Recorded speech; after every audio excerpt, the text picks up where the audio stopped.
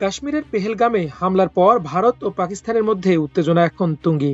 ভারতের প্রধানমন্ত্রী নরেন্দ্র মোদী তার সেনাবাহিনীকে হামলা চালানোর জন্য পূর্ণ স্বাধীনতা দেওয়ার পর থেকে এই উত্তেজনা আরও বৃদ্ধি পেয়েছে। যে কোনো সময় সামরিক সংঘাতে রূপ নেওয়ার আশঙ্কাও বাড়ছে দিন দিন। তীব্র উত্তেজনার মধ্যেই দ্বিতীয় দফায় মিসাইল পরীক্ষা চালালো পাকিস্তান। সোমবার পাকিস্তান সামরিক বাহিনীর বরাতে এ তথ্য জানায় ফরাসি সংবাদ মাধ্যম এএফপি।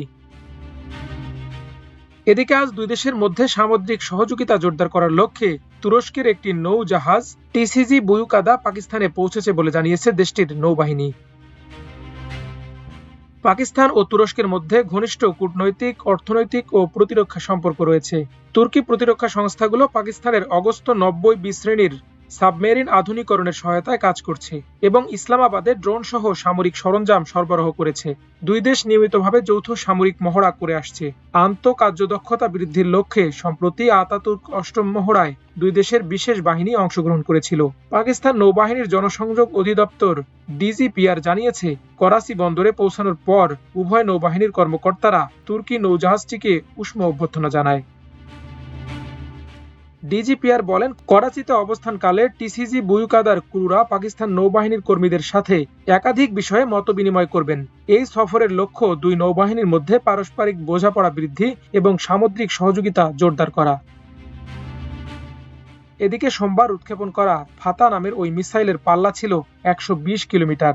এর আগে শনিবার পাকিস্তান সামরিক বাহিনী জানিয়েছিল, তারা 450 কিলোমিটার পাল্লার ভূমি থেকে ভূমিতে আঘাত করার মতো মিসাইল পরীক্ষা চালিয়েছে। তবে এই দুটি পরীক্ষা কোথায় চালানো হয়েছে তা উল্লেখ করেনি দেশটির সামরিক বাহিনী। দিল্লি গত মাসে ভারত নিয়ন্ত্রিত কাশ্মীরে সন্ত্রাসী হামলার জন্য পাকিস্তানকে দোষারোপ করার পর থেকে দুই পরমাণু অস্ত্রধারী দেশের মধ্যে চরম উত্তেজনা বিরাজ করছে। এমন পরিস্থিতিতে নতুন করে পাকিস্তানের এই মিসাইল পরীক্ষা উত্তেজনায় নতুন মাত্রা দেবে বলে মনে করা হচ্ছে। চলমান উত্তেজনার মাঝে এবার পাল্টা পদক্ষেপ হিসেবে পাকিস্তান নিজেদের বন্দরে ভারতের পতাকাবাহী জাহাজ নিষিদ্ধ করেছে। এর আগে ভারতের পক্ষ থেকেও একই ধরনের নিষেধাজ্ঞার কথা জানানো হয়। শনিবার ভারতের জাহাজ চলাচল বিষয়ক বিভাগের মহাপরিচালক এক বিবৃতিতে জানান, পাকিস্তানের পতাকাবাহী জাহাজকে ভারতের কোনো বন্দরে প্রবেশের অনুমতি দেয়া হবে না। সেই সঙ্গে ভারতের পতাকাবাহী জাহাজ পাকিস্তানের কোনো বন্দরে যাবে না। বিবৃতিতে বলা হয়, জনগণ ও ভারতের জাহাজ চলাচলের স্বার্থ রক্ষায় ভারতীয় সম্পদ, কার্গো ও সংশ্লিষ্ট অবকাঠামোর নিরাপত্তা নিশ্চিত করতে এ আদেশ দেয়া হয়েছে। পাল্টা পদক্ষেপ নিয়েছে পাকিস্তানও।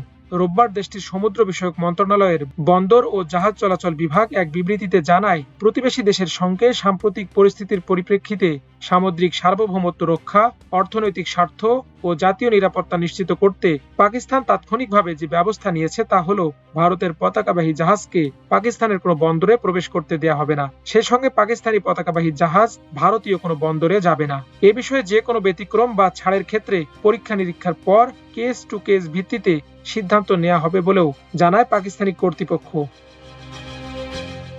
এদিকে আজ রুদ্ধতার আলোচনায় বসতে যাচ্ছে জাতিসংঘের নিরাপত্তা পরিষদ। এতে প্রেসিডেন্সিতে থাকবে গ্রিস। রোববার পাকিস্তানের পররাষ্ট্র মন্ত্রণালয় বলেছে, তারা পেহেলগামে হামলার পর সিন্ধু নদের পানি চুক্তি স্থগিত করা সহ বিভিন্ন ইস্যুতে আঞ্চলিক প্রেক্ষাপট জাতিসংঘের কাছে তুলে ধরবে এ বৈঠকে। মাল্টিমিডিয়া ডেস্ক, আমার দেশ।